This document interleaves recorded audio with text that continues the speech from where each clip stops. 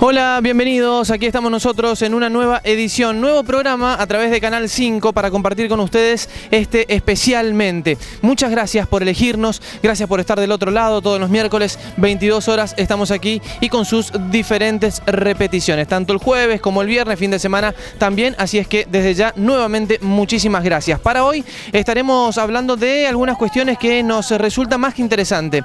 Uno tiene que ver con el grupo de estudio. ¿Qué es un grupo de estudio? Con Ilse Darío de Jesús lo hablamos en un rato. Y además una actividad que tiene que ver con un curso en lo que hace a conocernos y saber al respecto. Hablamos de obsesión, qué es una obsesión y demás, también lo vamos a comentar, y por supuesto que compartimos diferentes conceptos con el licenciado Gastón Sal, que es el responsable de esta actividad. Y como siempre, con algún video como para pensar. Diferencias, distintos, diferentes, pero en definitiva tenemos que aprender también de eso. Un video más que interesante en el programa de hoy. Nuevamente a ustedes muchas gracias. Vamos a comenzar con la edición del día de la fecha. Es un gusto estar con todos ustedes. Francesco en las cámaras, mi nombre es Marcelo Burrelli aquí en la conducción y te acompañamos en este especialmente del día de la fecha. Comenzamos de esta manera.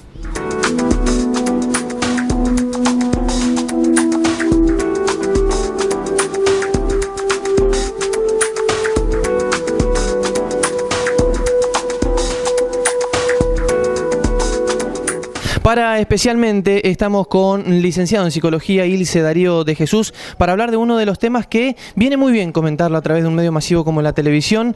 El tema tiene que ver con grupo de estudio. ¿Qué es un grupo de estudio? Muchas gracias por recibirnos nuevamente. Bueno, buenas tardes Marcelo, buenas tardes audiencia, que bien, estoy trabado ya de entrada. Más que todo, digamos, diría que no es primero un grupo de estudio. No tiene que ver con las aspiraciones académicas, no está, digamos, relacionado con la universidad propiamente. Es en sí, digamos, gente que se reúne con la aspiración de problematizar algún tema. ¿Es obligación venir a un grupo de estudio o la persona que es parte de un grupo de estudio no tiene la obligación de asistir?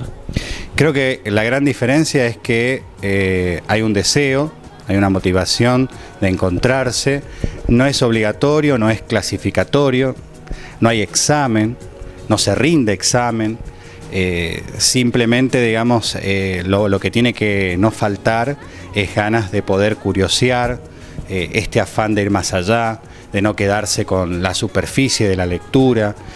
Por eso uno se puede quedar con un texto más de un mes, puede trabajar un libro un año, puede trabajar un autor, Lo importante es la curiosidad y el hecho de que desde una pregunta, desde una reflexión, surja también el relacionar autores, textos con la realidad. Esa capacidad de relación, tranquilamente nosotros justamente lo podemos relacionar con ese espacio que, no sé cuál será tu opinión, pero que es necesario hoy día, en el día a día, con un ritmo particular, es necesario en el grupo de estudio encontrar ese espacio para pensar, repensar, reflexionar. Y de eso se trata, un poco, por ahí no repetir. No se trata de decir qué dice un autor, sino poder confrontar el texto, mi idea, mi opinión, con lo que está pasando.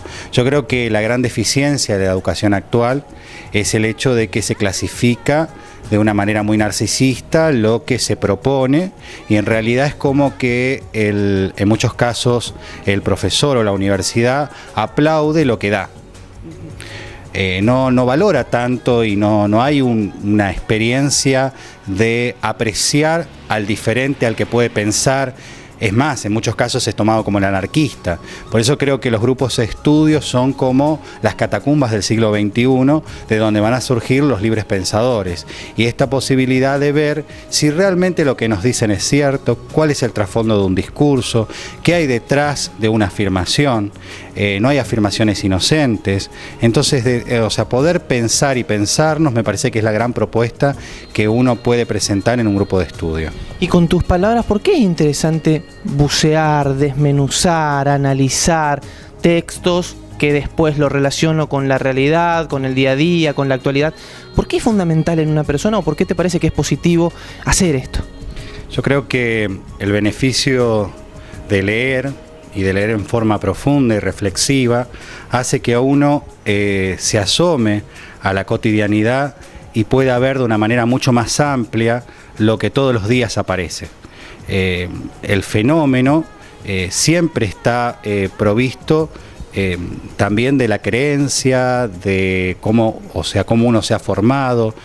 Muchas veces pasamos por un montón de lugares y quizás si alguien nos pudiera indicar que ese lugar es una casa que tiene una referencia histórica, o bien acercarnos a una biblioteca y encontrarnos con el valor de un libro, el poder, digamos, encontrar eso me parece que hace que la cotidianidad se viva de manera diferente.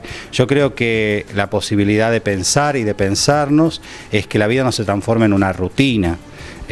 No es crear sabios, ni creernos sabios, sino simplemente escapar a lo rutinario.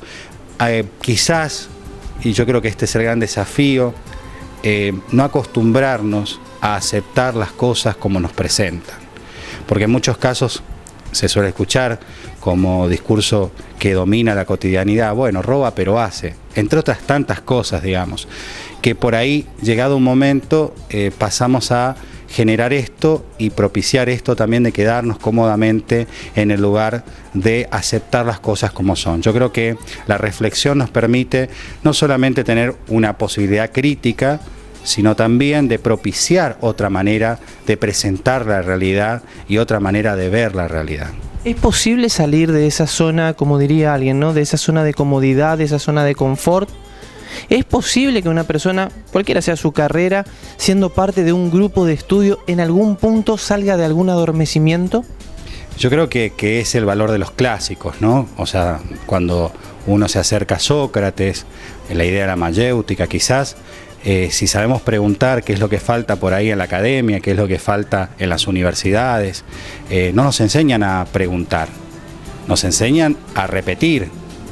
Nos premian por la repetición de decir narcisísticamente lo que otro en realidad quiere escuchar, pero muy pocos enseñan a preguntar. Yo creo que el gran aporte que podríamos brindar para las generaciones que vienen, para nuestros jóvenes, es el hecho de que se sepan preguntar. Y si uno sabe preguntar, puede, digamos, problematizar y ver otras cosas y propiciar un abanico de respuestas. Y me parece que eso es lo rico que tiene un grupo de estudio. Y por otro lado, nadie es mejor que el otro, simplemente hay una alegría de compartir la reflexión. ¿Y por qué muchas veces es difícil, cuesta o no es muy común salir de algún esquema predeterminado? Me quedó esto que estabas diciendo, Darío. Repetir lo que de pronto otro quiere escuchar y desde un punto de vista narcisista. ¿Cómo es esto, para profundizar un poquito más? Y desde el lado de la vida, los que pasamos por vida universitaria o por una formación profesional, en realidad hay un sostener ciertas certezas, sostener una cierta autoridad, entre comillas, que viene desde que aquel que está hablando sabe, o aquel que está en un lugar de enseñanza sabe, y o sea, si sabe, también ya no tiene nada que aprender.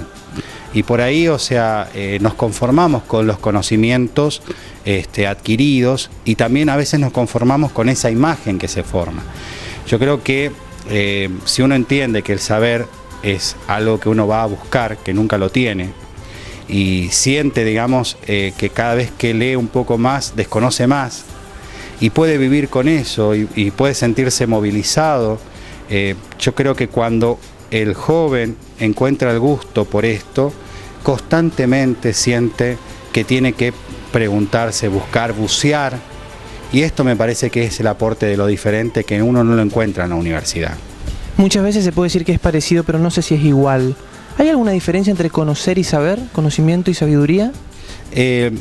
Siguiendo un poco la línea de autores que uno está, digamos, en consonancia con ellos, el conocimimiento es más una apropiación más limitada, técnica, con un cuerpo teórico determinado.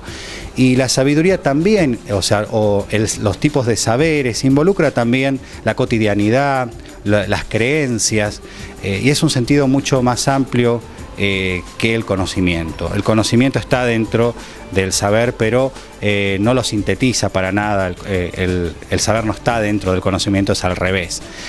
Forma parte, y el saber es una cuestión mucho más amplia y una cuestión muy dinámica. Y hay que poder vivir con esa dinámica, porque en realidad no es que uno tiene el saber, sino que uno lo busca. Y el conocimiento en realidad es una adquisición también momentánea, que tiene un alcance por ahí que puede propiciar una ciencia, pero que en realidad nos despierta una afirmación para un determinado momento, para una determinada cosa, pero el alcance es ese, limitado. En cambio el saber siempre está desde una orientación mucho más amplia. Y también nos postula a tomar contacto con nuestra limitación como seres finitos. Y me parece que eso es lo grandioso, tomar contacto con esto, reconocer que podemos ser amantes, pero nunca, digamos, ser sabios.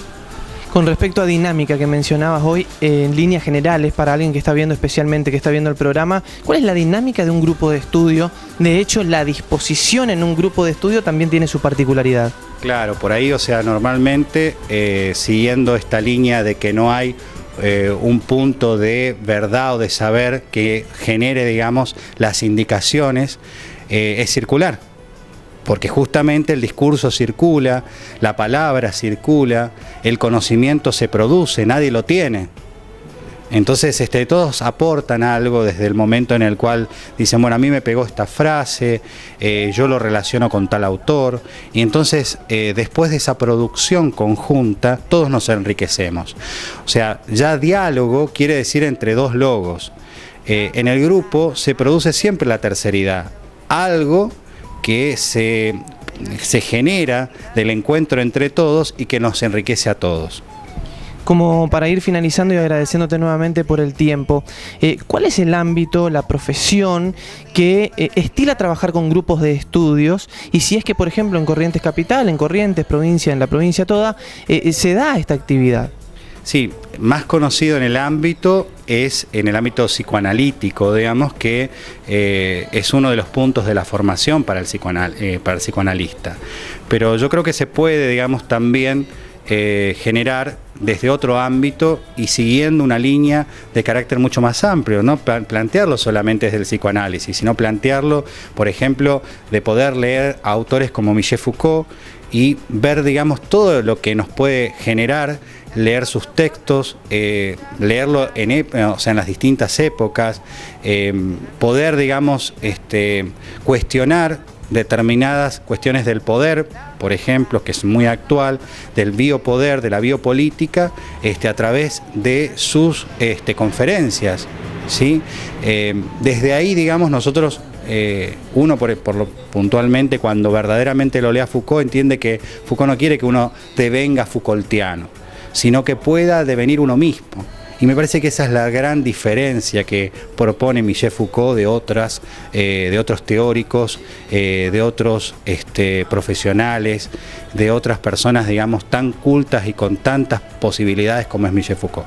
Me gustaría, Darío, que podamos aprovechar estos minutos para invitar al grupo de estudio, contar cuál es la dirección y, en definitiva, poder ser parte, ¿no?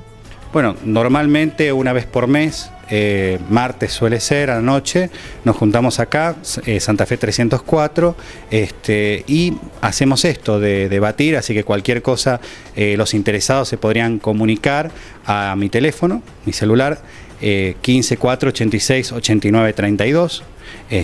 Y de ahí en más primero, digamos, nos conocemos porque es bueno poder nombrarse, y desde ahí en más vemos las aspiraciones y hablamos puntualmente de qué se trata la propuesta, y el que quiera acercarse lo puede hacer.